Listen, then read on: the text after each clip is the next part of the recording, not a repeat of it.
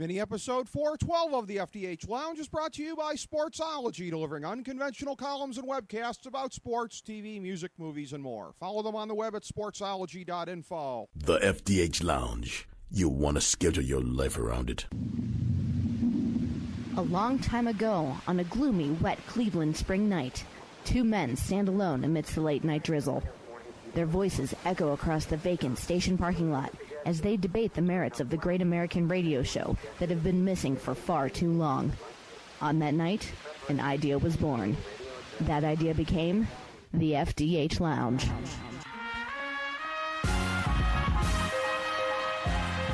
Welcome to the FDH Lounge. Hello, everyone. Welcome to the FDH Lounge. We have with us in the program today one of our most consistently entertaining conversationalists, Evan Roberts of WFAN in New York. Evan, welcome to the program today, my man. How are you? Yo, how you doing today, buddy?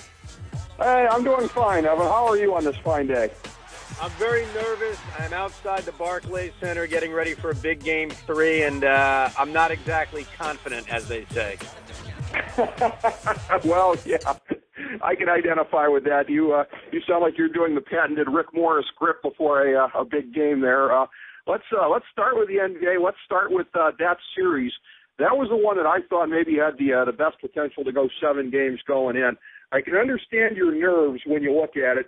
Yours is a team that built to win now, if not yesterday. Toronto's is a team that's built to win in the future, but there's always the danger that they're going to gel very quickly against an older team like Brooklyn. How are you feeling about this series 2 games in? Well, if you would have told me they were going to get a split in Toronto, I'd be thrilled with it, but they had such a golden opportunity in Game 2 to really take a stranglehold on the series, and really the biggest concern about the Nets over the last few months is that they can't rebound the basketball, and it was so horrific in Game 2 that's probably my biggest fear. Also, the fact that Kyle Lowry has just flat out been a better player than Darren Williams, my point guard, who's supposed to be elite. But the Nets have played really well at home so far this season. They had that long winning streak. But the Raptors are a tough team. And even though in Game 1 they showed nerve, DeMar DeRozan could hit a shot in Game 1, I think after 2 games in their own building, I think kind of they got their feet wet. So I fully expect there to be a split. And you said best potential to go 7. I've been saying from the beginning I think it does go 7. And I like the Nets' chances of winning a 7th game on the road because of all the veterans. But these two teams are evenly matched. They've been evenly matched all season long when they've played.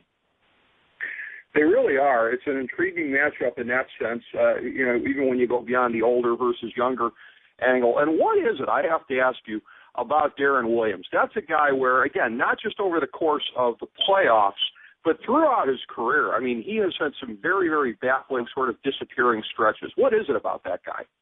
I don't know what's happened. I mean, when you read the box scores and the stats from his days in Utah, you figure he's an elite player. Well, I've watched basically every minute of his time in New Jersey and now in Brooklyn, and he hasn't been an elite player. He had a great stretch in the second half of last year after he did that blood-spitting thing or whatever the heck he did. But this year, he just hasn't been the same guy. And he was very aggressive in the first part of Game 1, and I liked that. But you saw the way he shot the basketball in Game 2. Nothing was going down. I don't know what it is. I can just only tell you what I've seen with my own eyes. And what I've seen with my own eyes is that he's not an elite point guard, and they kind of need him to be, especially if they're going to make any type of deep run. But the best thing the Nets did this year was when they put Sean Livingston in the lineup, so they basically play with 2 point guards. But I can't explain what's happened to Darren Williams. All I know is that the better point guard in this series plays for Toronto, not for Brooklyn. Absolutely, and that's kind of a sad thought for Nets fans, no question about that. And again, when you look at this Brooklyn team, it is a team where, and I understand your trepidation that you expressed at the outset here, because the names are impressive, but again, KG, enough said on his better days being behind him. Paul Pierce, how much longer is he still going to be at the level that he is still at? Darren Williams, like you said, more of a name than a presence there. I can really understand why you would be frightened, and this is a team that could really use some Brook Lopez right about now. Yeah, they could use his size, there's no question. But I give Coach Kidd credit because they found an identity after Brook went down. They go with this small lineup. They've got great ball movement. They can hit the 3, and they defend. Their defense has been a lot better, and their defense was, at least in the first half, part of the reason they even stayed in the game against Toronto. But, they should win this series. They're a very deep basketball team.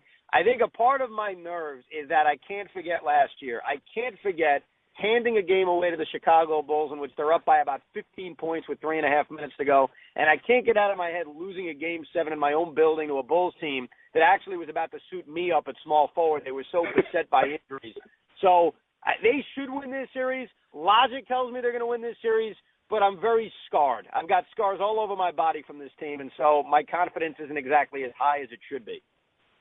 Well, something tells me that Mikhail Prokhorov is not going to take any solace from what I'm about to observe here. But when I was saying about some of the more interesting things in the NBA happening off court, really it's Shangri-La what you've got there compared to the mess across town. Phil Jackson coming in to be the savior, quote unquote, for the Knicks, and I'm sure everyone is really shocked right about now that Jim Dolan is already undermining him and not allowing him to clean house and not giving him the power that was extended to him. So do you think old Phil is already saying, gee, it's a big pile of money, but what did I get myself into?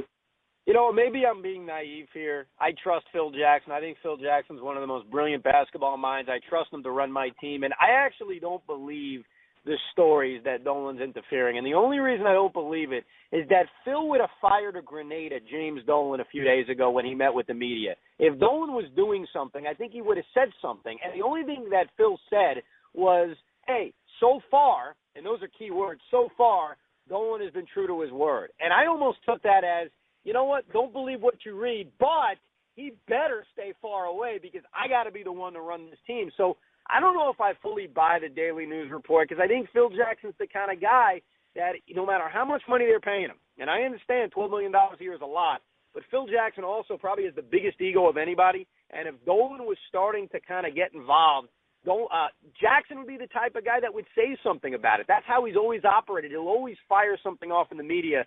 So I think as of now, they're letting him do his thing. What I think is interesting is I don't know how much he wants Melo back because he basically calls it out and says, hopefully Melo stays true to his word and takes less money. Well, it's kind of tough for a guy making $12 million a year to say, well, I want this guy to take less money because Phil didn't exactly take less money in running the Knicks. So I think what's more interesting right now is, does he even want Carmelo Anthony back? I'm not sure if he does.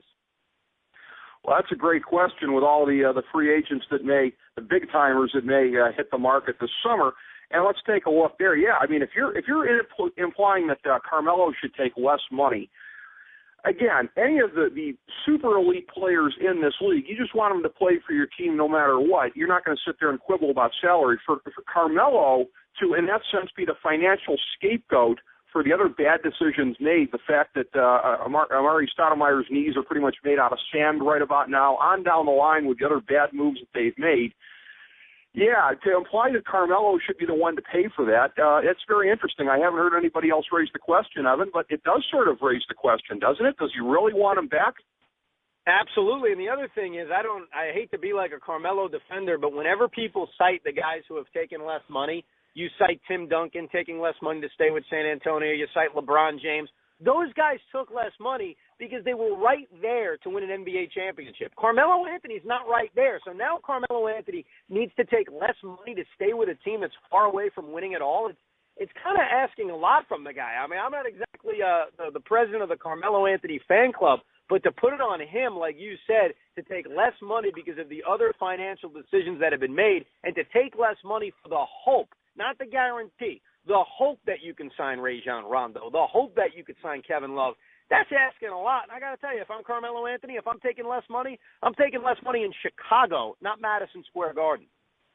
I totally agree with that. And again, Tim Duncan is really the best example of what you pointed out there because at the risk of sounding like a bitter Cavs fan, if we go back and examine the history, LeBron in the end didn't have to settle for less money. I'm sure Pat Riley told him, look, we're going to try and work out a sign and trade, and they did. And I'm sure LeBron wasn't sitting there saying, oh, no, please don't give up any assets to the Cavaliers just to get me my full bank. So in the end, it really pretty much is Tim Duncan being the only one that really had to do that. He is. And look, I feel bad for LeBron leaving Cleveland, trust me, but if you look at it and you see that he had a chance to play with Dwayne Wade, a chance to play with Chris Bosh, but even more than that, a chance to put his feet in a pool every single morning, an outdoor pool, not an indoor pool in the middle of Cleveland. I mean, it's tough to really blame the guy. Look, trust me, it would have been a great story if he brought Cleveland a championship, being an Akron kid. But the truth of the matter is, don't you look at what LeBron decided to do and say, you know what, it really wasn't that bad of a decision. It's how he made the decision that was bad. Well, and I always said, too, and I don't know how much of this made its way to New York, but it was the way that he basically ran the organization for 7 years. Everyone always said, oh, the bad moves that they made. Every bad move they made was with his gun to their head, and like, hey, you better do this or I might leave. And then in the end, he leaves anyways. I think we had this discussion at about the time of the thing here and kind of left him holding the bag. That was what was dishonest, I thought.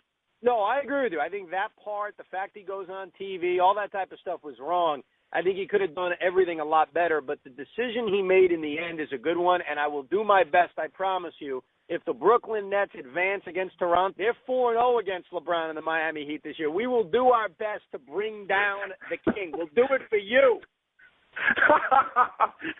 I have nothing against the Nets, so this doesn't exactly apply, but the enemy of my enemy is my friend. So, yeah, I'll have the pom-poms out for the Nets. I will be right there with you on that. And, again, ever since the summer of 2010, with the outs that were signed in the contract, people were looking ahead now to 2014. That's just the nature of it. So, number of big ones that can hit the market this year. You got LeBron, you got Wade possibly, although I don't know how long the line's going to be for him with his knees, but Carmelo. Do you see any really big moves happening akin to what we saw last summer with Dwight Howard? No, the only thing I can see really happening is Minnesota realizing they've got to trade Kevin Love because there's no way Kevin Love is going to stay there. So I think there's a possibility that a team like the Knicks tries to put a package together to get Kevin Love. A team like the Lakers tries to put a package together. But I don't necessarily think LeBron and Wade are going to opt out. I think they're going to wait another year. And then the year after that, you've got all those free agents. You got Rondo, you got Love, you got LaMarcus Aldridge who's putting on a show during the playoffs.